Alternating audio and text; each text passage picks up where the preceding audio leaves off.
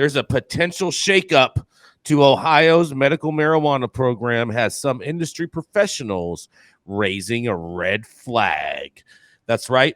In a quote, they say, what this is going to do is it's going to cause a cannibalization within the market where there's not enough market and not enough patients. The executive director of Ohio's Medical Cannabis Industry Association, Matt Close, said during a virtual press conference Monday to announce the industry's strong opposition to Senate Bill number 9, pending legislation that makes changes to medical marijuana control program. Hopefully they'll start to have 8ths instead of 10ths in the state, but we will see. We have a patient program, a patient count that has leveled out. We're looking at roughly 116,000 patients, and it's leveled out really nice, really since last summer, and we're looking at a market that has really slowed down, said Close. And possible legislation changes include making the Ohio Department of Commerce the exclusive manager of the state's cultivators, dispensaries, processes, and patients responsibilities currently shared with the Ohio Board of Pharmacy. Also, the unwanted expansion of licensed dispensary owners, which exactly explains why these people are lobbying against it, is because of that, because of the unwanted expansion of licensed dispensary owners. Don't get it twisted, folks. Dan Kessler, co-owner and CEO of Riviera Creek, said this program expansion adds immense supply to an already oversupplied market. Despite my company's high-quality product's reputation, we're currently holding hundreds of pounds of material that we're unable to sell. Well, maybe because your prices are too high and your weed's too much boof. You should turn into distillate. The Medical Cannabis Industry Association is also recommending Senate Bill number 9 add new qualifying medical conditions for cannabis use, like anxiety and insomnia. Patient advocate Teresa Daniello, owner of TD Can Institute, who is in support of most aspects of Senate Bill 9, says the current market is stagnant due to inaccessibility.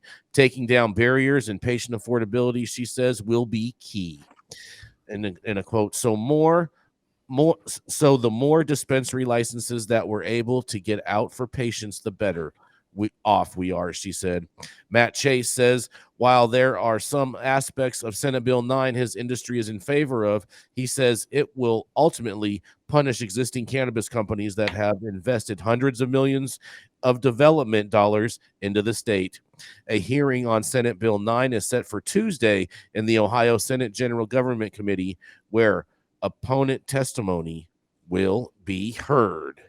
Man, it sounds like it's heating up in Ohio, and the people that are currently operating are worried about a little competition, so they're lobbying hard against this bill, even though it would expand their customer base. What do you guys have to say about this? Ohio's just getting just pounded with just bad news. I feel bad for the Ohioans. I'm stand strong, Ohioans. Stand strong. Ohioans. It's the whole Midwest. The whole Midwest is getting pummeled with bad news lately. So it seems it's terrible, man. It's terrible. My heart goes out for them. Now they're restricted on their medical use of cannabis. They've been restricted on their medical use of cannabis, Amon. This is trying to expand. But they're not expanding it. I'm saying they're restricting. What do you mean they're not expanding it? You have the industry people lobbying to not have it expand because they want to keep their market share and prices artificially high. Yes, I understand that, and that's what I'm talking about. It's they're trying. It's the obvious right thing to do, but it's a greedy, market because it's a limited market space. So obviously that's just natural capitalism, right? Crapitalism, as I call it. Oh God. Oh geez. Capitalism. Never happened. Capitalism. It's actually called kleptocracy. That's kleptocracy. Yeah, they just steal from us. That's how it works. Interesting. Whoever agrees, let me hear it in the comments. Who agrees? Kleptocracy? No one agrees. This is America right over here. We believe in capitalism. Man, shit. Not not that Bernie Sanders capitalism. I'm doing my taxes right now. Let me tell you, I feel like I am robbed. I feel like I'm getting robbed out here. You should probably add 10% onto whatever your bottom line is. I'm sorry. I'm confused. What is bad about what they're proposing? Well, what it is the industry is saying that it's bad because it's going to allow for more operators. They're saying that they already have an oversupply. Yeah, they say that they already have an oversupply of product that isn't being sold, almost like similar to New York. So, Jason Beck, you're a proponent of limited licensing and keeping down the free market. That's what you're saying? No, I'm saying I'm actually for the bill. I want to see them open up the market. What I'm saying is that these operators are scared of a little competition at their door. That's right. Well, the trap will win here. Either way, I don't understand why this is such a bad thing for Ohio.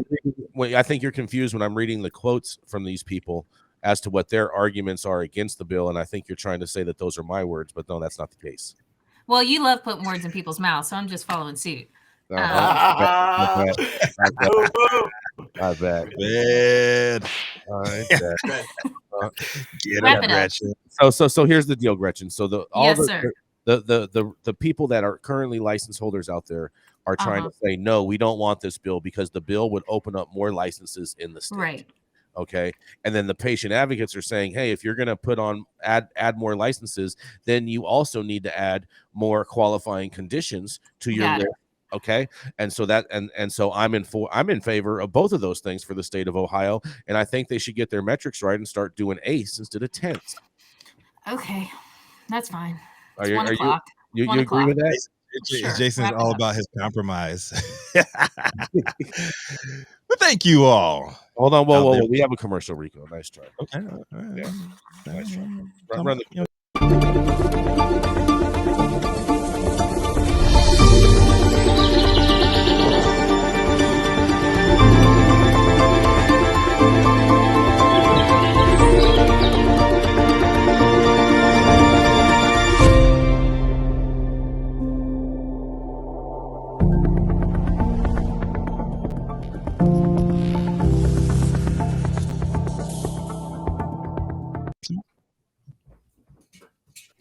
Thank you all out there tuning in with us for yet another episode of High 9 News. You can always catch us on weekdays, 9 a.m. Pacific and high noon on the East Coast. Big shout out to our live audience members and the online supporters tuning in and giving us feedback on the daily headlines of chaos known as the developing cannabis industry. To our vetted industry correspondent team tuning in from all over the global community, bringing us much needed variety of perspective and adding your respected opinions to the conversation. To our production team, Cloud Media Partners, House of Fuego, and the wonderful Jaja Simone holding things down over there in Clubhouse, keeping our AV struggles to a minimum. And to our haters, I hope you all get diarrhea today and can't make it to the bedroom quick enough. And somebody important witnesses your struggle. And finally, Cannabis Sativa L, the reason the High 9 News team shows up to read these headlines every single day. We shall forever be in your debt. Thank you. It is Tuesday, March 7th. The show is over, and you've been blessed with the day's top industry headlines. We hope it's enough to put in your pipe and smoke it at least until tomorrow. Y'all know who it is. Rico Lamitte, the dopest dad on the street. Signing off. Gretchen, you want to give us the final word? You whipped everybody's ass today. Let's go. What you got? I can't wait to make Sean Kiernan an apple pie. It'll be delicious. Oh boy. Love that. Oh. Go vote, Oklahoma. Yes, go vote Oklahoma. Run that, Adam.